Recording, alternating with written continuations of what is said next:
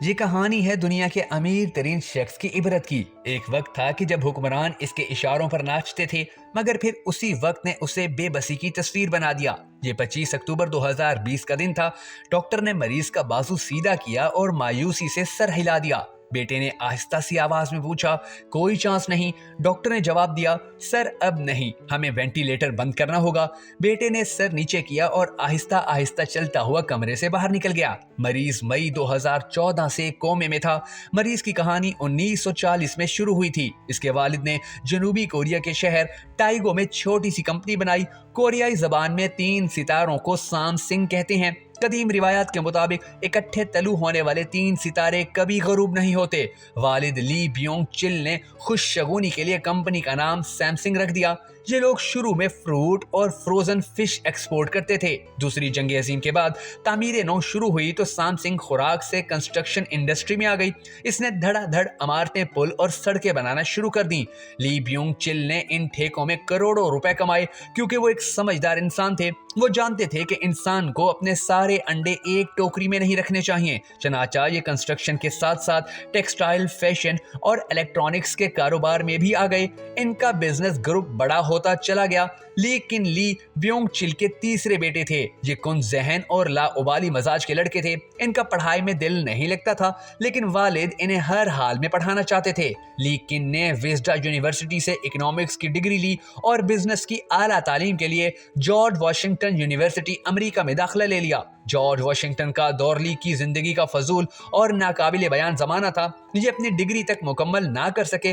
والد نے انہیں واپس بلایا اور کنسٹرکشن اور ٹریڈنگ کے کام میں لگا دیا۔ یہ گرتے پڑتے یہ کام کرتے رہے۔ والد ان کی کارکردگی سے مطمئن نہیں تھے۔ ان کا خیال تھا کہ یہ پوری کمپنی کو ڈبو دیں گے۔ پھر ان کے والد 1987 میں انتقال کر گئے اور لی کو مجبوراً کمپنی سنبھالنا پڑ گئی۔ کمپنی اس وقت 34 مختلف شعبوں میں کام کر رہی تھی۔ لی کے لیے اگلے 5 سال بہت مشکل تھے۔ یہ ایک دفتر سے دوسرے اور دوسرے سے تیسرے کی طرف دوڑتے رہتے تھے، جہاں تک کہ 1993 کا سال آ گیا۔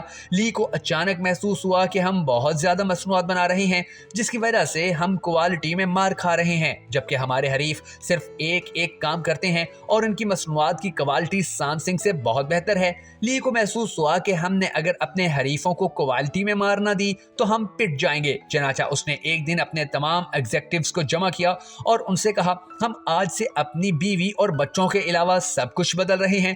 تم لوگ نقصان کی پرواہ نہ کرو۔ ہم اگر فٹ پاتھ پر بھی آ جائیں تو بھی کوئی مسئلہ نہیں۔ آپ بس صرف اور صرف کوالٹی پر توجہ دیں۔ ہماری پروڈکٹس ہر صورت مارکیٹ میں نمبر 1 ہونی چاہیے۔ سامسنگ کے لوگوں کو گارنٹی ہونا چاہیے۔ یہ میجر شفٹنگ تھی۔ کمپنی کی انتظامیہ نے انہیں سمجھانے کی کوشش کی، لیکن وہ ڈٹے رہے۔ وہ ہر قسم کا نقصان برداشت کرنے کے لیے بھی تیار تھے۔ ایگزیکٹیوز نے ہار مان لی اور تعداد کے بجائے معیار پر چلے گئے۔ شروع کے سال بہت مشکل تھے۔ کمپنی کے گودام کباڑ خانہ بن گئے۔ مارکیٹ میں سامسنگ کا انبار لگ گیا۔ لوگ اس کے سائن بورڈ کے قریب سے بھی نہیں گزرتے تھے۔ ڈسٹریبیوٹرز تک بھاگ گئے، مگر یہ پیچھے نہ ہٹے۔ 1995 میں ایک طرف کمپنی کا بیڑا غرق ہو گیا اور دوسری طرف لی کن پر جنوبی کوریا کے صدر رو تائے ووو کو $30 ملین رشوت دینے کا الزام لگ گیا۔ یہ تفتیش، انکوائریاں اور عدالتی مقدمات کا سامنا بھی کرنے لگے۔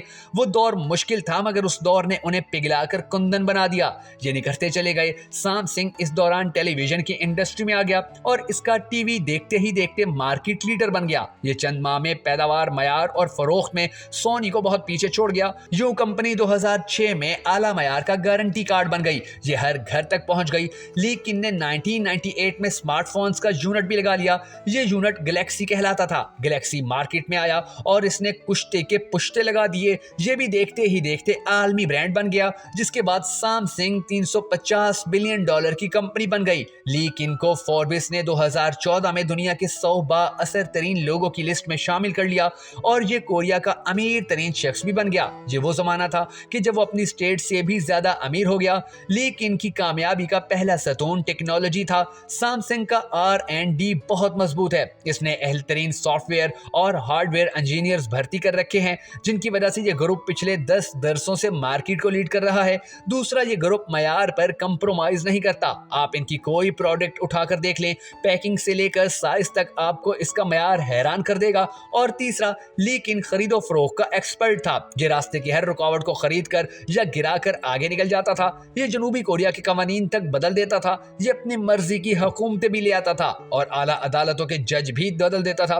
چنانچہ یہ اسٹیٹ کے اندر ایک اسٹیٹ بن گیا اور یہ اسٹیٹ اصل اسٹیٹ سے بڑی اور مضبوط تھی۔ آپ جنوبی کوریا کی تاریخ نکال کر دیکھ لیں، آپ کو ملک کے ہر سیاسی اتار چڑھاؤ کے پیچھے سام سنگ اور لی کن ملے گا۔ یہ درجنوں مرتبہ انکوائریوں، تفتیشوں اور مقدمات کا ہدف بنا۔ اس پر صدور کو رشوت دینے کے الزام بھی لگے اور اسے سیاسی خرید و فروخت کا بیوپاری بھی کہا گیا۔ پھر ایسا ہوا کہ 2008 میں اس پر ٹیکس چوری کے الزامات ثابت ہو گئے، اسے سزا بھی ہوئی، لیکن اس نے عدالت اور حکومت دونوں کو خرید لیا۔ سزا معاف ہو گئی، تاہم اسے انٹرنیشنل اولمپک کمیٹی کا عہدہ واپس کرنا پڑ گیا۔ یہ پورے کوریا میں بدنام تھا، مگر اسے کوئی ندامت، کوئی پریشانی نہیں تھی۔ یہ میدان میں ڈٹا رہتا تھا، یہ خود اپنے منہ سے کہتا تھا کہ آپ اگر دولت سے آسانیاں نہیں خرید سکتے تو پھر آپ کو دولت مند ہونے کا کوئی فائدہ نہیں۔ چنانچہ یہ سامنے موجود ہر شخص کو چند لمحوں میں خرید لیا کرتا تھا۔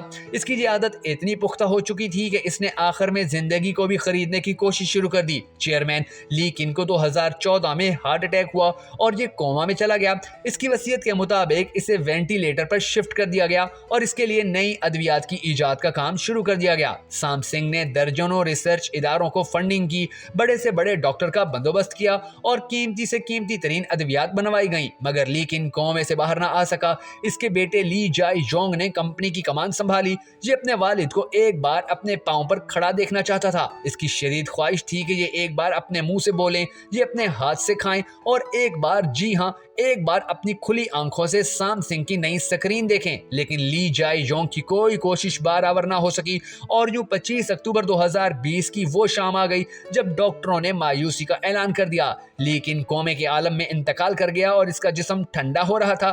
ڈاکٹر نے اس کا بازو سائڈ پر رکھا اور مایوسی میں سر ہلا دیا۔ سام سنگ کا مالک مر چکا تھا، لیکن مرنے کے باوجود اس کے اکاؤنٹ میں $20 بلین تھے اور یہ $350 بلین کی کمپنی کا مالک تھا۔ مگر $350 بلین کی کمپنی اور $20 بلین کے اکاؤنٹ موت کا مقابلہ نہ کر سکے۔ مسافر 6 سال کی طویل نیند کے بعد اگلے سفر پر روانہ ہو گیا۔ لیکن کی موت نے ایک بار پھر ثابت کر دیا، انسان دنیا میں دولت کے ذریعے سب کچھ خرید سکتا ہے، لیکن یہ کتنا ہی بڑا بیوپاری کیوں نہ ہو، یہ ایک بھی اضافی سانس نہیں خرید سکتا اور اس کے پاس قدرت کے سامنے ہارنے کے سوا کوئی چارہ نہیں ہوتا۔ کہتے ہیں کہ انسان اگر زندگی خرید سکتا تو ہم آج بھی نمرود اور فرعون کی خدائی میں سانس لے رہے ہوتے۔